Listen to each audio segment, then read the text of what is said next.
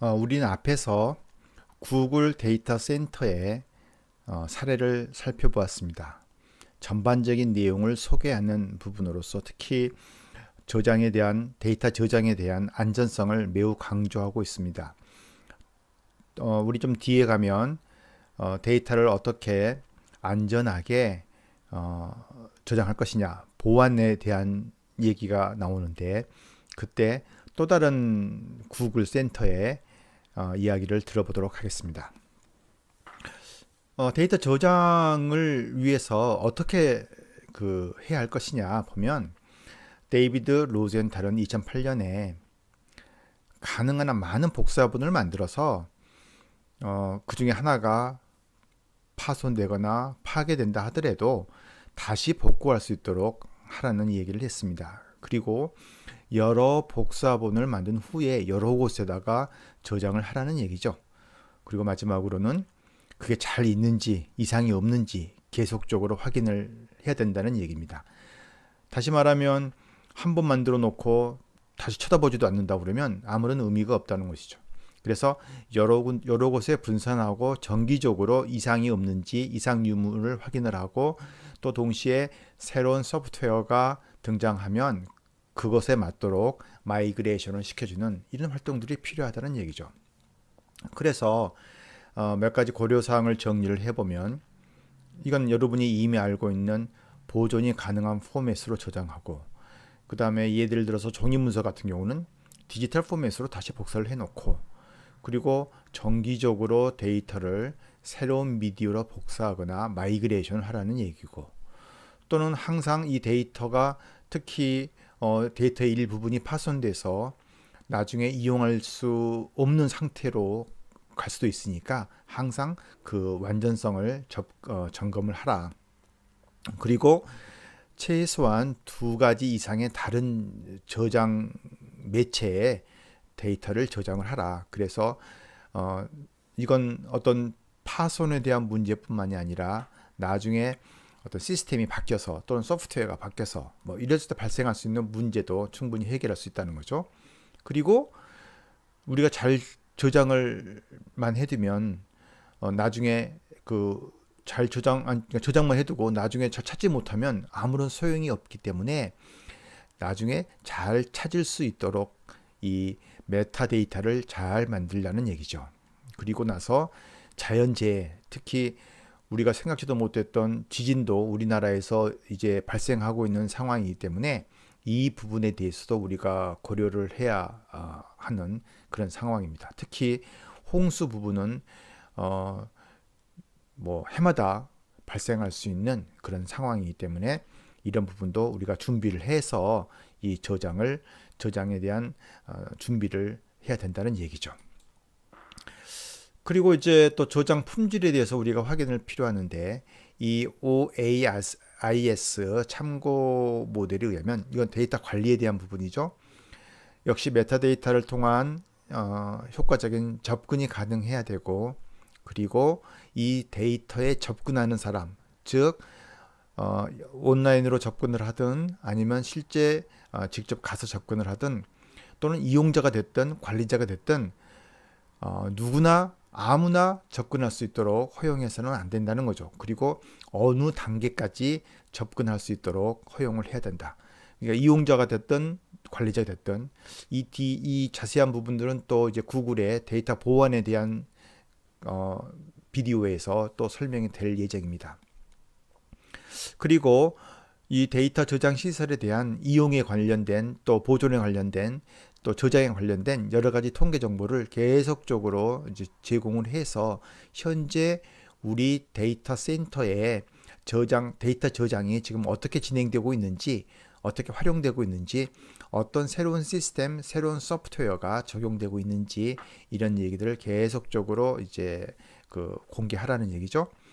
그 다음에 우리 데이터 센터의 저장 정책, 또 모니터링, 현재 누가 어떻게 이용하는지, 이거 접근자들의 개별 아이디의 위치가 어딘지, 이런 부분들을 계속적으로 확인을 해라. 그리고 우리 데이터 센터가 신뢰할 수 있는 디지털 리파지토리가 되기 위해서는 현재 이용자 또 미래 이용자, 어떤 데이터를 이용할 것이냐, 어떻게 이용할 것이냐에 대한 우리가 책임을 가지고 준비를 해야 된다. 자, 그런 얘기죠. 그리고 장기적인 데이터 저장과 그 리파지토리의 책임에 관한 디지털 정보를 지원하는 조직이 있어야 된다는 거죠. 조직이 없이 단순하게 한두 사람이 아니면 기술 엔지니어가 아니면 단순하게 그냥 데이터 큐레이터가 모든 일을 담당할 수가 없다는 거죠. 이 부분에 대한 역시 구글의 데이터 센터가 좋은 사례로서 보여주고 있습니다. 그리고 또 이제 중요한 부분들은 예산에 대한 부분, 그리고 데이터의 그 어떤 관리나 이용에 대해서는 어떤 표준에 근거해서 해야 된다는 부분들, 그리고 또 이 시스템이 가장 완벽한 상태를 유지하기 위해서는 시스템의 평가 방법론을 가지고 있어야 된다는 얘기죠. 즉 어느 수준에서 이 시스템이 작동되는지 현 상황을 계속적으로 모니터링 할 수 있는 그런 방법론이 필요하다. 그리고 장기적으로 저장 담당자와 이용자가 서로 간의 책임을 가지고서 이 데이터를 이용하고 또 보존할 수 있는 그런 그 활동을 전개해야 된다는 얘기죠. 그리고 마지막으로 지속적으로 이 저장 활동에 대해서 관찰하고 그리고 어떤 변화 상황을 측정할 수 있도록 정책과 세부적인 활동에 대한 어떤 구체적인 내용이 이제 있어야 된다는 얘기죠. 데이터 저장에 있어서 중요한 것 중에 하나가 데이터 또 백업이라고 볼 수 있습니다. 그래서 계속적으로 새로운 데이터가 들어오기 때문에 이 데이터에 대한 어떤 백업 활동들이 중요한 역할을 한다는 얘기죠. 자, 백업이란 파일을 복사해서 만약에 이 데이터가 분실되면 복사본에서 다시 오리지널 데이터를 확보하는 것이죠. 그 다음에 정기적으로 백업은 하드웨어, 소프트웨어 혹은 미디어 문제로 인해서 발생할 수 있는 우연한 데이터 손실을 막아주는 작업입니다. 자, 여러분이 기억해야 될 부분들은 이 백업은 저장 시설에서 이루어지는 거지 처음 데이터 보존 활동에서는 이 백업 활동이 아니죠. 보존 활동에서는 마이그레이션으로서 장기적으로 저장할 수 있도록 데이터 포맷을 바꿔주는 거고, 그 바꾸어준 데이터 포맷을 저장할 때 백업을 여러 군데 해가지고서 여러 복사본을 만들어서 여러 군데 그 보존해서 나중에 어떤 문제로부터 다시 오리지널로, 그러니까 마이그레이션 된 파일로 바꾸기 위한 그런 활동입니다. 자, 그러면 백업에 대해서 우리가 고려해야 될 사항을 몇 가지를 정리해 보도록 하겠습니다. 자, 먼저 어떤 파일을 백업을 할 것이냐, 전체를 다 할 것이냐 아니면 일부분을 할 것이냐에 대한 부분이고, 다음으로 얼마나 자주 할 것이냐, 이 부분, 그러니까 데이터가 계속적으로 새로운 데이터가 입수가 되는데 이 데이터가 다 각각 떨어져 있는 게 아니라 서로 관련된 내용들은 서로 모아질 수가 있기 때문에 그때 이 데이터가 이제 그 부분에 새로 이제 변화가 된다는 이야기인데, 그랬을 때 이걸 매일같이 새로 백업을 할 것이냐 아니면 정기적으로 할 것이냐, 특히 이제 은행이라든가 일반 기업체 또는 뭐 쇼핑몰 이런 데에서는 이 부분은 굉장히 중요한 내용이 될 수가 있을 거라는 거죠. 근데 방법은 증분 백업을 할 것이냐 차등 백업을 할 것이냐에 대한 부분인데, 이 증분 백업하고 차등 백업을 잠시 살펴보면, 자, 증분 백업은 처음에 모든 관련된 파일을 백업을 하고 나중에 변화된 그 파일만 백업하는 방법입니다. 그러니까 만약에 오늘 백업을 한다고 그러면 오늘 그러니까 전체를 다 백업해 놓고, 자, 내일은 바뀐 것만 새로 백업을 하는 방법이 증분 백업이라는 거죠. 반면에 차등 백업은 기본적으로 전체를 백업을 해 놓고 나중에 가서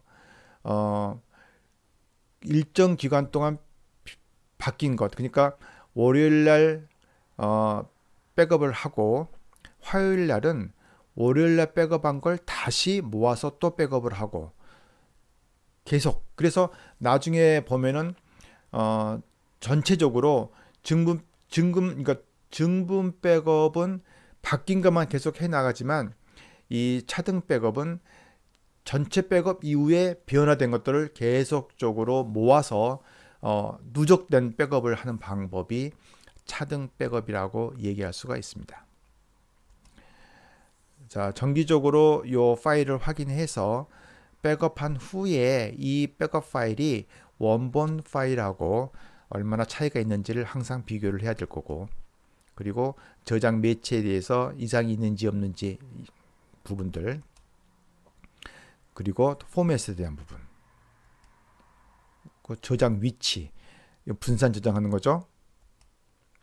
그리고 파일 조직과 레이블 표시. 그래서 이 백업 파일이 어떤 파일인지를 계속적으로 알려주는 부분들이 여기에 포함되겠습니다. 자, 그러면 이제 구글에서 데이터 센터의 보안에 대한 부분들을 살펴보도록 하겠습니다. Google builds and maintains one of the world's foremost networks of data centers. Their design and engineering approaches have created a large and highly scalable data center network. Over the next few minutes, we're going to get an exclusive inside look at how Google works to secure and protect the data that is stored in their data centers. Inside of a Google data center, there are thousands upon thousands of machines carrying out the business of Google and its customers. The machines are custom built by Google to their own specifications. Google builds thousands of servers every year, but all of them are built exclusively to run in these data centers. Only the necessary operating system services and hardware are installed. This helps provide a computing environment that is much less prone to vulnerabilities. Access to Google data centers is tightly controlled. It's in Google's policy not to allow public tours or site visits. Security personnel are on duty 24 hours a day, 7 days a week. Google data centers are watched by a comprehensive set of video monitoring cameras. Once granted access to the facility, authorized personnel must check in at a reception area. Google takes great measures to protect its customers' data, and the security and protection of that data is paramount. Google's customer data is stored in multiple locations to help ensure reliability. The files that store the data are given random file names and are not stored in clear text, so they're not humanly readable. For each hard drive that is received in one of our data centers, Google rigorously tracks its location and status. When a hard drive fails or begins to exhibit performance problems, it's brought to this area, where it's reformatted and retested. If the hard drive does not pass these tests, it's removed from the rotation. The data on the hard drive is then overwritten to help ensure that no customer data remains on it. The data override is then verified with a complete disk read. This process helps ensure that there's no trace of customer data remaining on the hard drive. For hard drives that have reached the end of their life, Google has a destruction process that is designed to further ensure that none of the data on that drive can ever be accessed. The drives are destroyed in a multi-step process. One device that is used to destroy old hard drives is known as the crusher and is shown here. A steel piston is pushed through the center of the drive and the platters are deformed, making them unreadable. Another step in the process is the drive shredder, shown here. As you can see, no one will be likely to get any of Google's customers' data from these drives. After the crushing process, the remains are sent to recycling centers. Google maintains an extra backup of the data in the data center that is stored on these tapes, shown here. This provides a level of redundancy to help safeguard its customers' data. Google data centers are connected to the internet via high-speed fiber optic cable. In each data center, there are multiple redundant connections to protect against the possibility of a failure from a single connection. In addition to operating data centers designed for security and data protection, Google data centers are designed for sustainability and energy efficiency. This is central to Google's commitment to being a carbon-neutral company. In 2009, Google announced that its data centers currently met energy efficiency levels that the US Environmental Protection Agency projected only the most state-of-the-art data centers would possibly meet by the year 2011.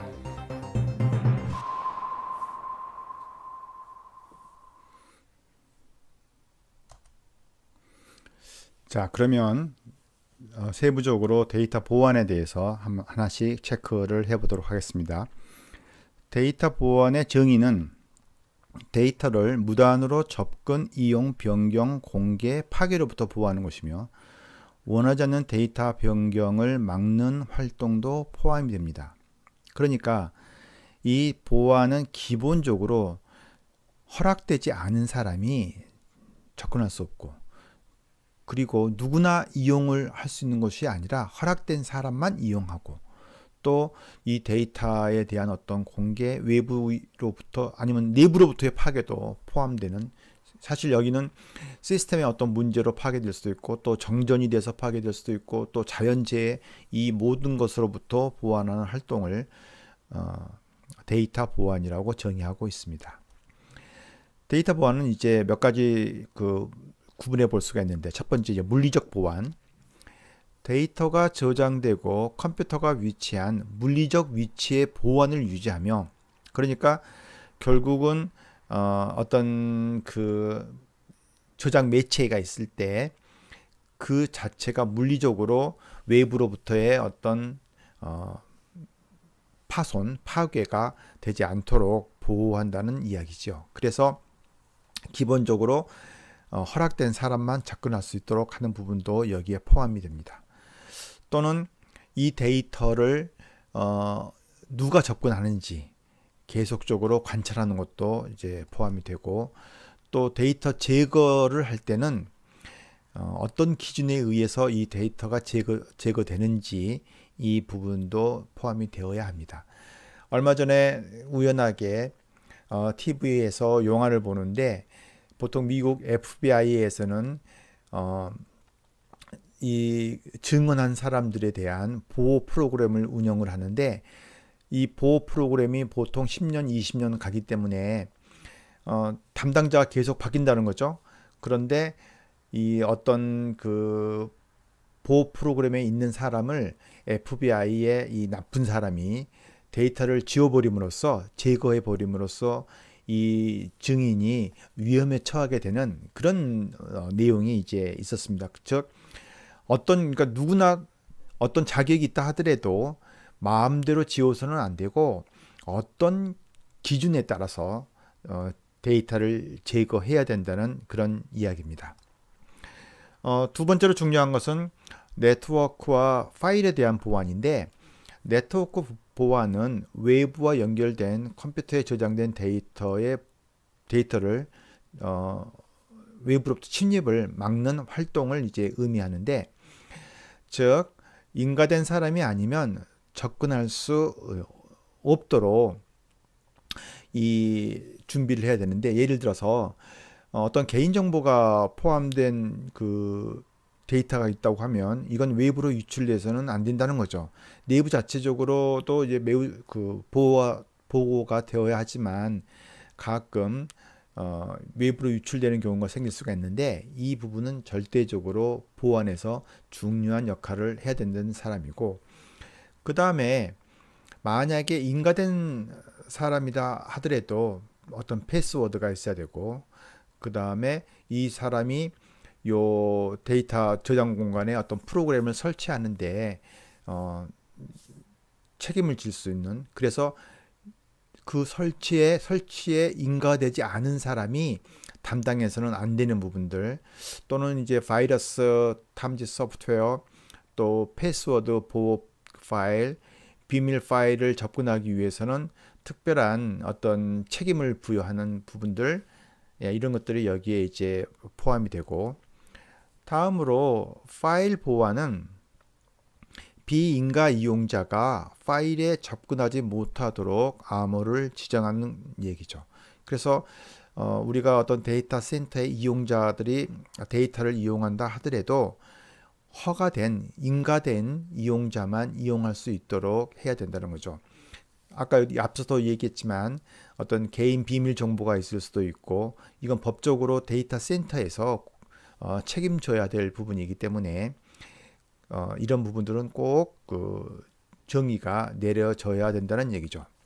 특히 데이터의 암호는 파일이 다른 곳으로 이동될 때 이 암호 소프트웨어를 통해서 관리를 해야 합니다. 즉 어떤 파일이 하나 있을 때 이 파일을 다른 데로 이동하는 과정에 있어서 그 담당자가 아닌 어떤 엔지니어가 그 파일을 열어볼 수 있도록 해서는 안 된다는 거죠. 특히 우리나라에서도 우리 일반적인 그 상황에서도 비밀과 관련된 파일들은 이메일로 제공된다 하더라도 파일 자체를 누구나 열어볼 수 없도록 암호가 걸려 있는 경우가 대부분입니다. 그래서 그 암호를 알고 있는 사람만이 그 파일을 열 수 있도록 하고 있다는 거죠. 국제적으로 사용되는 그 파일 암호 기술은 우리가 보통 PGP라고 지금 얘기를 하고 있습니다. 그 밖에 이제 리파지토리 소프트웨어에 대한 부분인데, 이건 이제 그 데이터 리파지토리는 이제 데이터를 장기적으로 저장하는 것이지만 사실은 이제 단기적으로 이용하는 게 목적이라고 볼 수가 있는데, 이제 왜 그러냐면 데이터는 장기적으로 보존하기, 실제로 장기적으로 보존 위해서는 여러 가지 그 어떤 변화가 이제 필요하지만 대부분의 경우 현재 지금 필요한 경우가 많기 때문에 실제적인 상황에서는 단기적으로 이제 많이 이용되고 있다. 그래서 기본적으로 요 리파지토리 소프트웨어는 단기 보존을 목표로 해서 이 데이터를 빨리 접근할 수 있는데 초점을 맞추고 있습니다. 그래서 대표적인 이 리파지토리 소프트웨어를 보면은 미국에서 가장 많이 사용되는 소프트웨어가 이 페도라인데, 지금 이 페도라는 또 다른 이름의 소프트웨어가 있기 때문에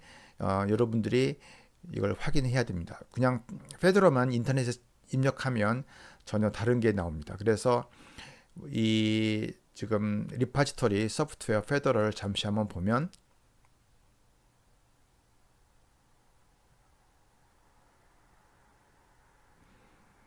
여기에 대한 설명, 특징, 뭐 이런 부분들이 이제 있기 때문에 여러분들이 이제 확인을 해주시고, 그 다음에 DSpace는 역시 페도라와 같은 리파지토리 소프트웨어입니다.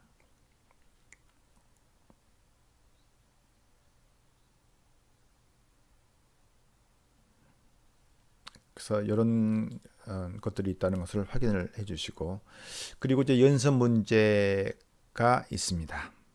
확인을 해주시기 바랍니다.